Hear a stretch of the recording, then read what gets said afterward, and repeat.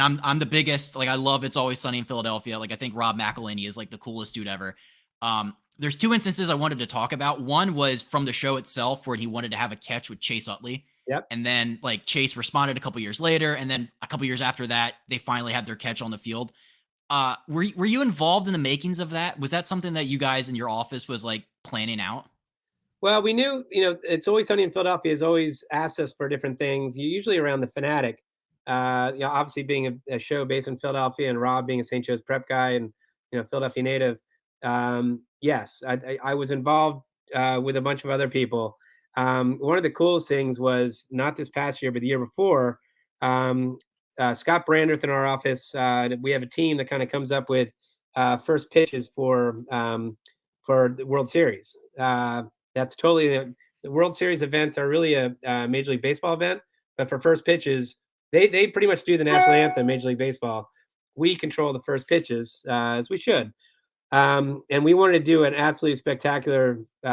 We did a couple really good ones, but one was we had Miles Teller and Rob McElhenney throwing to I think it was Jimmy Rollins and Ryan Howard, which is or no, it's Chase Utley, and so it was really cool. The other one, then we also had one where we had Bernie Perrant, who won the Stanley Cup with the Flyers. We had Dr. J, who won the NBA championship. We had Brendan Graham, who won the Super Bowl. And then we had Mike Schmidt, which was fantastic to have all those guys together. But yeah, Rob McElhenney is a big fan, and he's become really good friends with Chase. Miles Teller, I met Miles probably about 10 years ago at spring training. I'd never heard of Miles, and someone said, "Hey, can you take care of this actor who's coming down? He grew up in the Philadelphia area. Can you walk him around?" So we stayed in touch, and every year he'd come to a game up in Philly and come down to spring training. His dad was a huge fan. We got to know each other. Then it's funny because every year he got bigger and bigger and bigger until Top Gun. We were going to have Miles help dedicate this Gold Star seat in our ballpark. And I remember they asked, we're in a big meeting and they know that I'm his contact. And they said, "John, do you need security for Miles?" I said, "No, we got it." Because I'm thinking in the past, I never had security Miles. I would walk Miles in and out. Never. Well, Top Gun had come out like 2 weeks earlier. And sure enough, Miles, I walk him into the concourse and about 200 women come flying in and started screaming for him. And I had to, with my tail between my legs, I had to text the security guy and say, "Yeah, I need your help. Sorry about that. I just Yeah. read the room."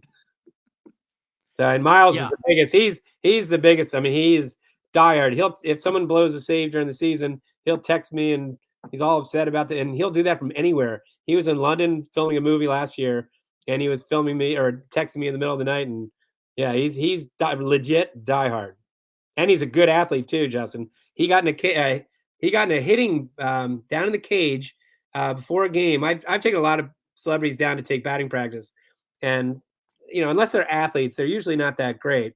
And he got in there with Jake Arrieta, had a hitting contest. They were cranking the speed gun up to like 95 miles an hour. And I'm telling you, Miles Teller was getting the bat big time, like hitting line drives. It was pretty impressive. Wow. That guy can do it all. Yeah, that's also just funny to think that, like, yeah, Miles, we probably don't need anybody to come with us. And yeah, oh my, yeah, it's every woman in America has a crush on him. Yeah. Well, and it's funny. Now um, I'm starting to watch now that I know him. I've known him for a while, and I saw Whiplash way back when. But I'm actually watching The Offer right now, and it's pretty cool when when you get to know somebody and then you see him on the big screen. So yeah, who's the best and who's the worst celebrity batting practice, batting cage guy or girl? well, Miles is definitely the best. The worst, I gotta say, the worst is Dwight Howard. Jameer Nelson used to take the Orlando Magic, and I guess they do like a road trip to Philadelphia, and we'd roll up the red carpet because it's Jameer Nelson for the whole team. So I remember we had the whole team, the whole Magic team down in the cage hitting, and Dwight Howard was so bad he didn't know whether he was left-handed or right-handed. I don't think he'd ever swung a bat in his life. The other one we had, this is actually a really funny story. This is way back when. This is at the Vet. I got it when Stone Cold Steve Austin was big, was really big. We're talking like in the mid to late 90s. Stone Cold Steve Austin wanted to take batting practice. So Terry Francona was our manager, and I said, Terry, Stone Cold wants to take batting practice. No problem. I'll pitch to him. Let's do it about 3:30 before our guys take batting practice. No problem. So it gets about 3:15, and Terry said, "Hey John, you're gonna have to throw to him. I got something going on. I got to meet with somebody, and I got to do this. Just throw to him, and I'll come out in a little bit and bail you out." I said, "No problem."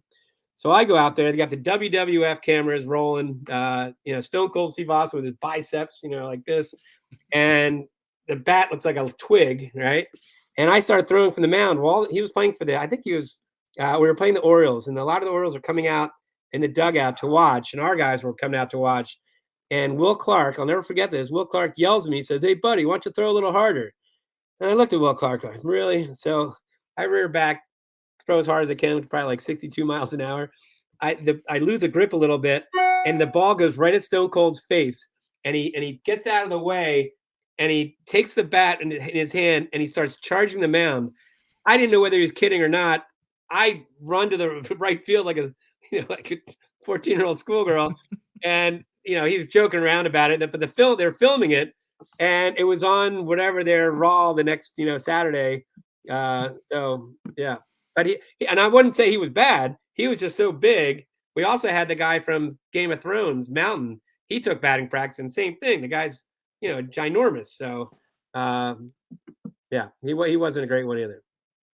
Baseball is a great equalizer because everybody thinks it's so easy, and then like you go up there and it's like 50 cents first pitch, or you have like like you have some guys that like have never swung a bat or thrown a baseball, and it's just like I don't know, it's kind of humbling. I feel like. We've had a lot of the athletes are actually, we've had Flyers, Sixers, Eagles do really well. I got to tell you, AJ Brown, he came out and took batting practice with Jalen Hurts, and both of them were AJ Brown was drafted in the 20th round by the Padres, and when he threw out the first pitch, I did not know that, and here I am telling him my tips of how what to do throwing the first pitch, not knowing it was a 20th round draft pick of the Padres. But when he took BP with Jalen Hurts, both of them were really good. AJ Brown especially. I mean, they were hitting bombs, and you get some Flyers guys too that can hit some bombs as well. So